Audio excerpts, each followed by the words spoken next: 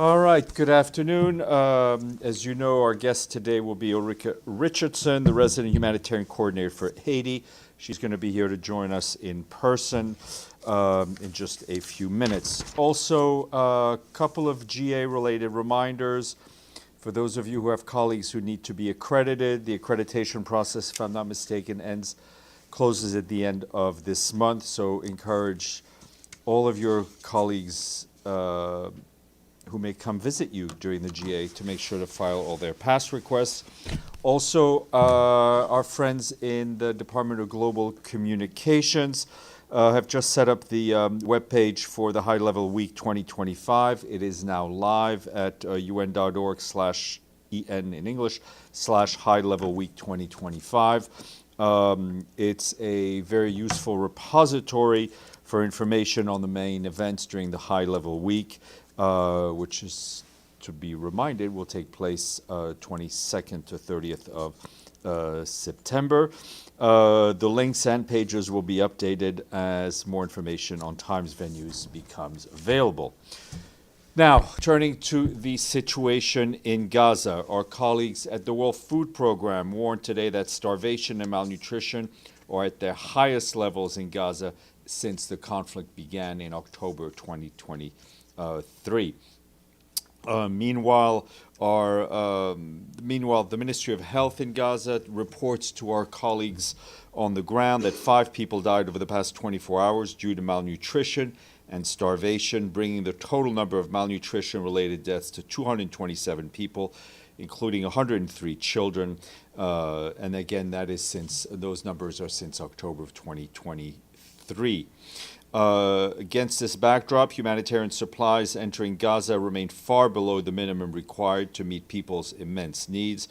We and our humanitarian partners continue to do everything possible to bring assistance into Gaza. However, humanitarian movements still face significant delays and other impediments that prevent us from delivering aid at the scale that is needed.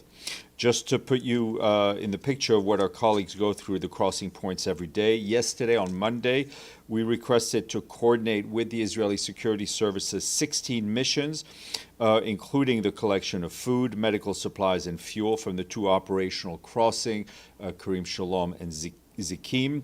Other missions involve moving goods and personnel within Gaza from south to north and within the southern part of Gaza.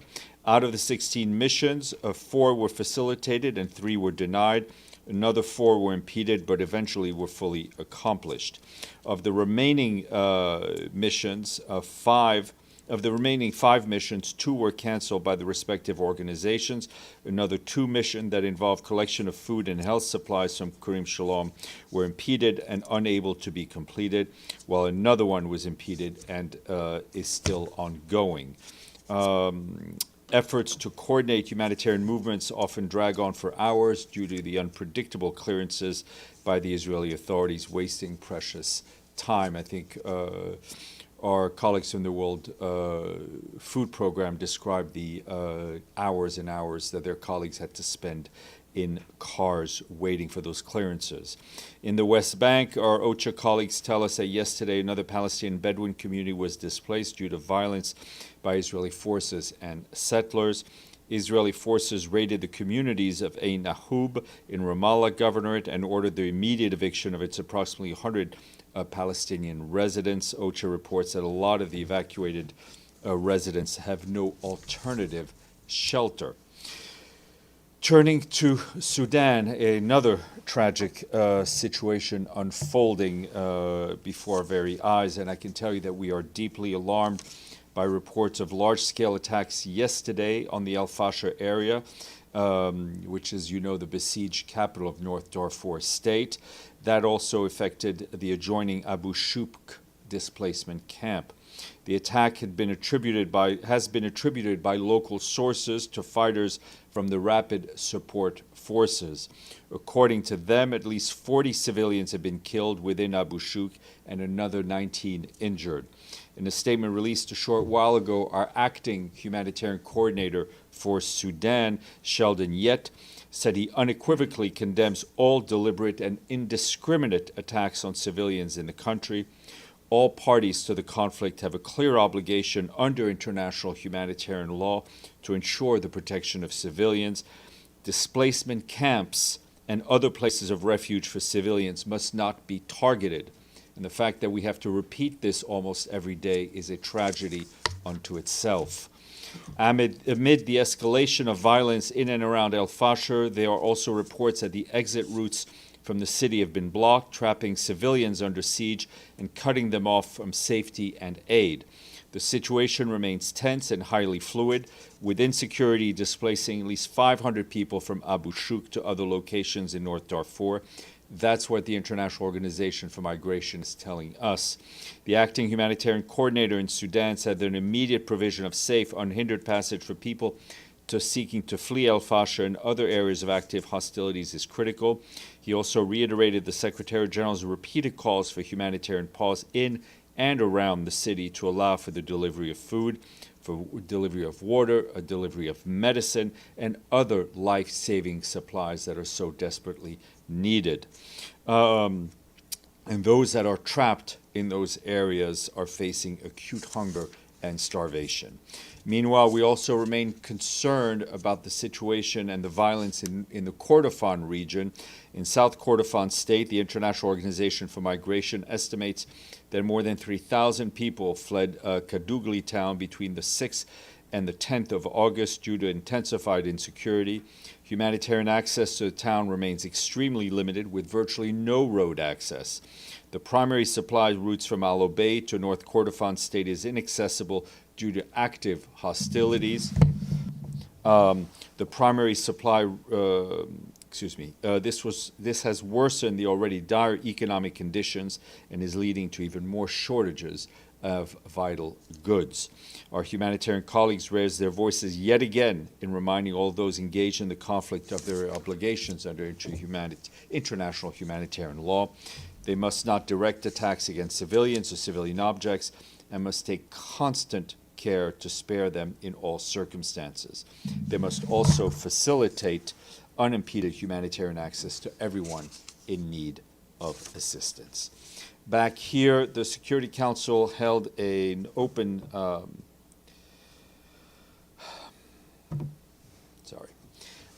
back here, the Security Council held an open session on Yemen this morning, speaking via video conference from Amman in Jordan. Our Special Envoy for Yemen, Hans Grunberg, reaffirmed that his office remains focused on supporting de-escalation on the front lines, establishing a path for talks between the parties, and the continuing work with the region and international community to support Yemen. He called again for the unconditional and immediate release of 23 of our colleagues that, as you remember, are arbitrarily detained by the Houthis, alongside others from national and international NGOs as well as diplomatic missions. For his part, Ramesh Rajasingham, OCHA's Director of Coordination Division, told the Council that more than 17 million people, that's nearly half of the population of Yemen, are estimated to be acutely hungry. 17 million people. Over 2 million children under the age of 5 are suffering from malnutrition. He added that the Yemen Humanitarian Fund will be releasing $20 million to address the negative impacts of the continuing food insecurity in Yemen. This funding will be focused on reaching those who are most suffering. And our World Food Program colleagues are are urgently calling for more humanitarian support in Rakhine State, where a deadly combination of conflict, blockades, and funding cuts is driving a dramatic rise in hunger and malnutrition in that part of Myanmar. WFP notes that in central Rakhine, the number of families not able to afford to meet the basic needs has reached 57%. That's up from 33% in December of last year. Despite dwindling resources, the World Food Program is working to resume limited life-saving support in the worst-hit areas. WFP requires $30 million to assist 270,000 people in Rakhine State for the next 6 months. And as you have seen yesterday afternoon, we issued a statement in which the Secretary General said he was deeply saddened by the passing of Senator Uribe in Colombia, sending his condolences to his family. That statement was really shared with you. Also, today is International Youth Day. On this day, the Secretary General has a message for the young people everywhere, which is that their voice and ideas matter. And on this International Youth Day, he also is appointed for the third cohort of Youth Advisory Group on Climate Change. For this third cohort, the Secretary General is expanding the group from 7 to 14 members. This is in response to the concerning global trends of shrinking civic space and funding limitations that are putting young activists at risk and hindering meaningful youth engagement in climate meetings and climate efforts. The group, which includes representatives between the ages of 17 and 28 from all regions across the world, from a variety of identities, experiences, perspectives, and expertise. The group will provide Secretary General with practical outcome-focused advice, diverse youth perspectives, and concrete recommendations to support our work and to accelerate global action to tackle the climate crisis. Edie. Thank you, Steph. Israel's UN Ambassador Danny Danon has accused the Secretary General of making baseless accusations about possible sexual violence by Israeli forces in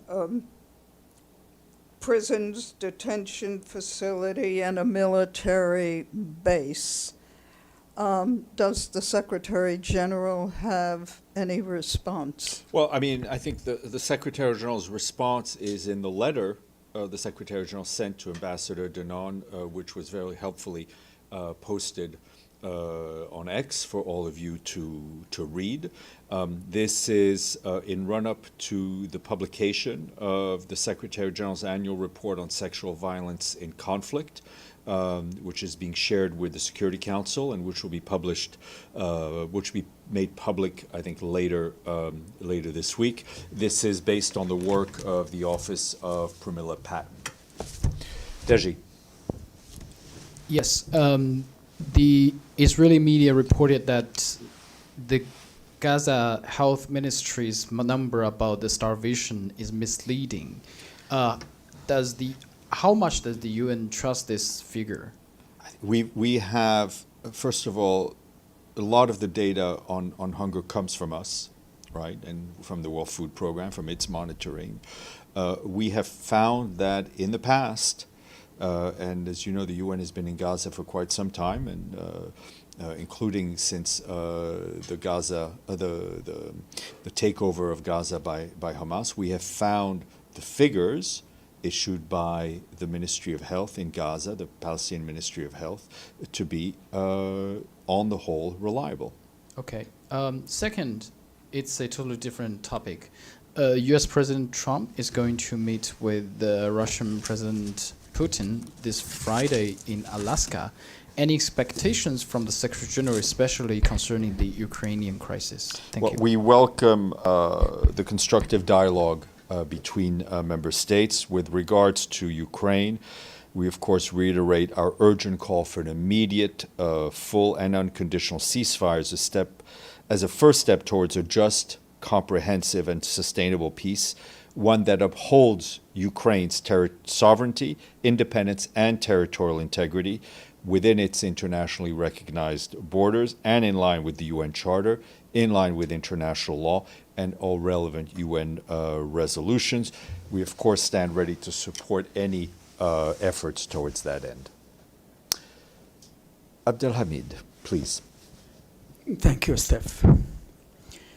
Can you confirm there was a meeting between you and senior officials and officials of GHF, and a leaked UN memo shows senior officials discussing lowering rhetoric against GHF and working with this company, the GHF? Can you confirm that? Yes, I can confirm that at the invitation of the permanent mission of the United States to the UN, some UN entities and other partners attended a dialogue regarding the dire humanitarian situation in Gaza that took place on Wednesday last week.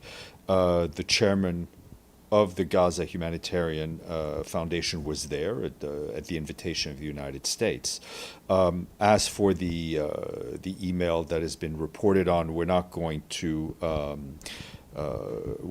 comment on leaked emails, but I think our position, and as we've said repeatedly, that the humanitarian situation in Gaza is catastrophic, tragic, whatever word, and it's hard to sometimes to find the words that match the situation.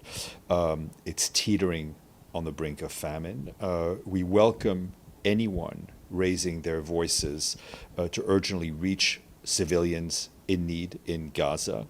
And as we've said repeatedly, I've said it, Tom Fletcher has said it, and many others, that we already have a plan built, a plan ready to go, built on our humanitarian principles, which are neutrality, impartiality, independence, and humanity.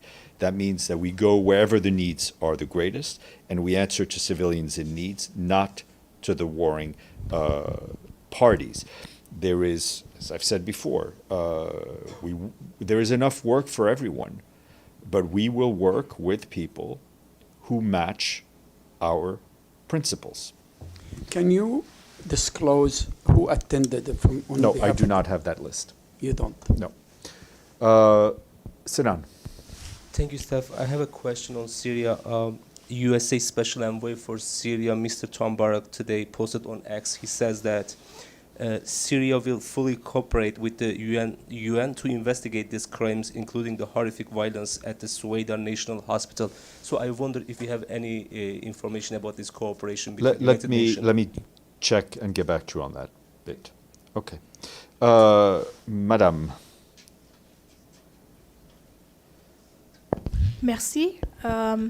On the Youth Climate Advisory Group, can you confirm that they will or that they have already met with the Secretary General? This cohort hasn't yet to meet with them because they've just been appointed. But I Right. can tell you from having been with the SG number of COPs, he meets with them at minimum at every climate meeting, and those are very important meetings for him because the SG is a big listener. He listens to their voices.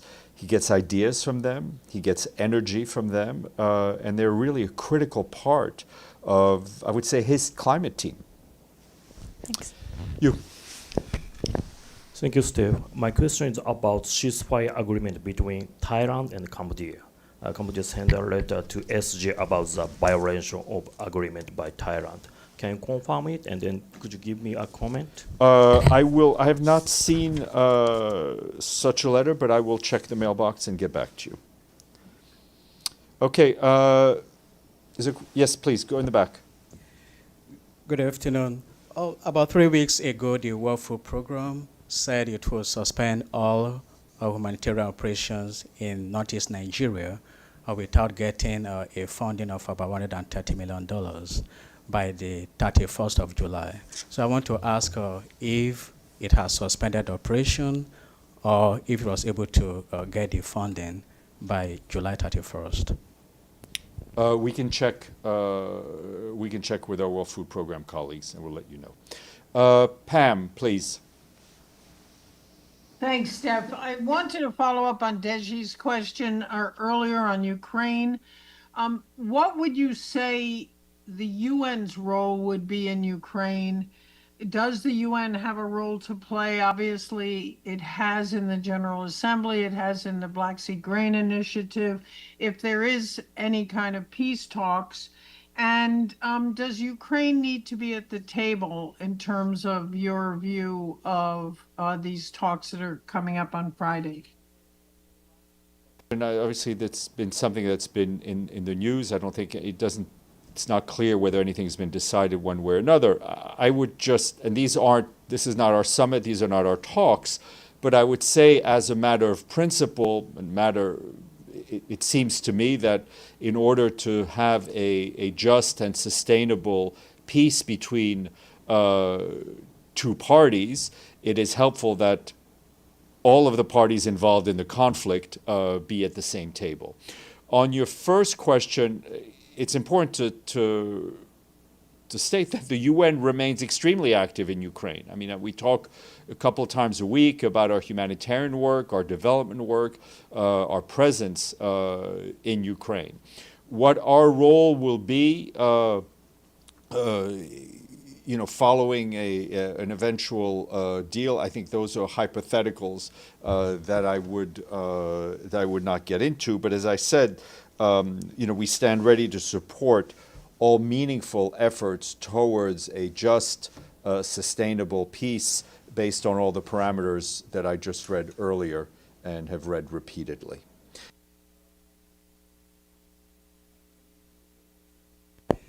I want to go back to my question yesterday. You said this crime against the journalists should be investigated. I ask you, you don't investigate a crime if the criminal is obvious. Wouldn't it be appropriate to say that this is an extrajudicial killing and it's a war crime? Why are you calling for investigation? You asked the question yesterday. I answered it to the best of my abilities yesterday. But did it happen? We can have a discussion, but I think you asked the question. I gave the answer, and we will get our guest. Thank you.